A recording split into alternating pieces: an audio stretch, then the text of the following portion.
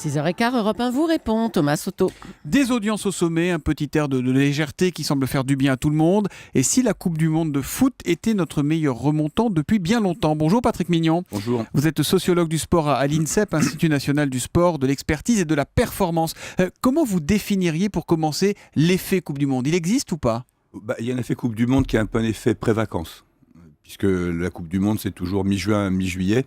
C'est une sorte de préparation et de décontraction, d'assouplissement des contraintes ordinaires. Ça sent un peu l'écurie, quoi. Ça sent un petit peu les vacances. Après, il y a le Tour de France qui est vraiment pendant le mois de juillet. Et éventuellement, s'il y a les JO, c'est le mois d'août. Là, c'est la totale pour...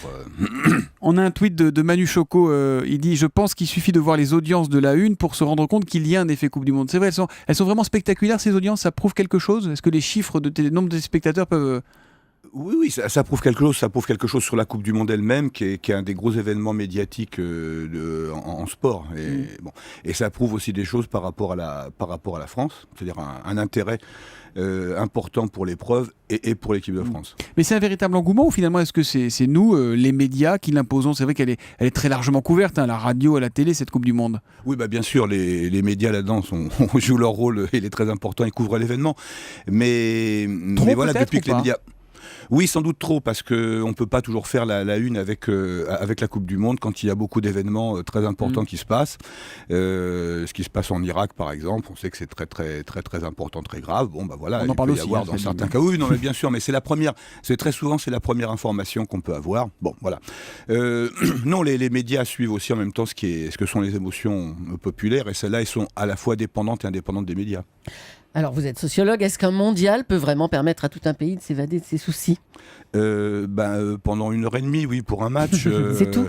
Voilà, c'est ça. Non, mais vous avez une espèce d'effet de petit plaisir pour une... Quand on va avoir un match, c'est comme quand on va au cinéma. On veut se faire plaisir pour aller au cinéma, donc on veut se décontracter. Alors, le problème du football, c'est que des fois, on est très contracté parce que si c'est l'équipe qu'on soutient qui joue, là, on peut avoir effectivement quelques petites douleurs. Mais si jamais cette équipe gagne, du coup, ça libère un petit peu. Et effectivement, on a des émotions. Ça ne dure pas plutôt qu'1h30. On en reparle le lendemain. Bien sûr, non, mais c'est ça travaille. l'avantage du football, enfin du sport de façon générale, c'est que c'est une compétition qui se déroule pendant un temps limité, et puis après il y a tous les commentaires et la préparation du match d'après. Voilà. Oui, parce que c'est quelque chose qu'on partage. On a un tweet de Pauline Graziani avec le hashtag un matin. Conversation au bureau, dans la rue avec des inconnus, drapeau dans Paris, planning adapté, gros effet Coupe du Monde, nous dit-elle. Oui, non, mais il y a un effet. Il y a peu de choses qu'on partage comme ça tous ensemble dans une espèce d'allégresse, non?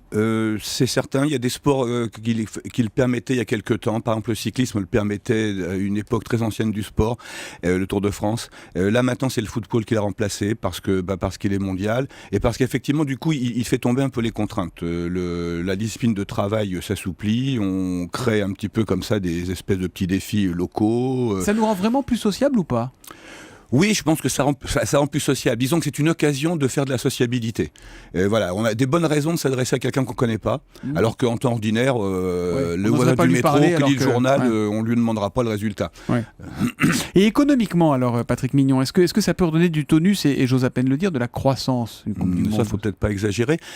Ça donne un peu de morale, et donc un petit peu de morale, ça donne éventuellement une envie de sortir l'argent de sa poche, pour boire un coup, pour payer une tournée, pour se réunir pour faire quelque chose, donc faire monter, prendre un abonnement télévision aussi, prendre un abonnement pour une chaîne. Mais à part des chaînes, à part un abonnement télé, un nouvel écran plat ou des maillots, ça fait vendre quoi la Coupe du Monde?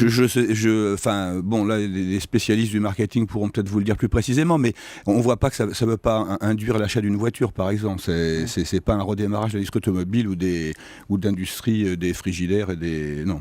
Je pense que là, il faut un peu limiter les faits. Parce que la victoire en Coupe du Monde ne remplit que le compte en banque des joueurs, pas celui des Français. Il faut oui. Les Français, eux, ça leur a fait plaisir. Ça leur fera plaisir si la France va très très loin. Du coup, ils seront un petit peu plus contents pendant les vacances. Ça va être pendant le mois d'août. Ils vont un peu plus lâcher peut-être les dépenses pendant le mois d'août. Mais en gros, on sait les faits. Les faits, il est en gros, il y a à peu près 3 mois, ce que donnent les spécialistes. Pendant 3 mois, on a une sorte d'effet, comme ça, un petit peu d'optimisme par rapport à des mouvements qu'on va voir sur des produits d'un certain type. En 98, tout le monde s'en souvient, Jacques Chirac avait largement profité de la victoire des Bleus en termes d'image et de bons sondages. C'est vrai encore aujourd'hui, ça, l'effet du foot sur la politique? Les politiques, depuis 98, se sont beaucoup plus intéressés au football qu'ils s'intéressaient auparavant. C'est ça la rupture 98. Et du coup, en France, il y a une lecture plus politique du football depuis cette époque. C'est-à-dire qu'on est très très sensible pour les politiques au haut et au bas de l'équipe de France, dans l'espoir à la fois que ça fasse remonter la croissance, et deuxièmement que ça donne un petit peu qu'on soit plus indulgent avec les politiques. C'est une bonne diversion. Il faut peut-être qu'on soit un peu plus attentif aux lois qui sont votées à l'Assemblée là pendant le mondial. De toute façon, pendant l'été, il faut être attentif aux lois qui sont votées. Coupe du monde ou non. Tiens, on a un tweet à contre-courant, Luna 2B qui nous dit franchement, on s'en contrefou. Dis donc, ça doit pas être facile la vie pour ceux qui n'aiment pas le foot. Oui, en même temps, il y a plein d'endroits qui doivent être beaucoup plus tranquilles. On doit pouvoir aller plus tranquillement au cinéma, plus tranquillement dans des activités. Voilà, bon. Si la France perd ce soir, on tombera de l'armoire aussi vite qu'on était monté au sommet de la montagne. Ce sera la gueule de bois instantanée. C'est un risque. Ouais. C'est un risque. En même temps, tout dépend de la manière dont se déroule le match. Et on verra ça. Vous allez le suivre, vous, quand même? Oui, je crois, oui. Oui, quand même. Bon, merci Patrick Mignon d'être venu ce matin en direct sur Europe 1. Et vous le regarderez où, vous, le match en sociabilisant avec des amis Là, je pense que je vais le regarder chez moi, peut-être en élargissant un petit peu le cercle avec les voisins du dessus. Ouais. Merci beaucoup, et ça permet même d'avoir de bonnes relations avec ses voisins. Alors c'est parfait cette Coupe du Monde. Merci et bonne journée à vous.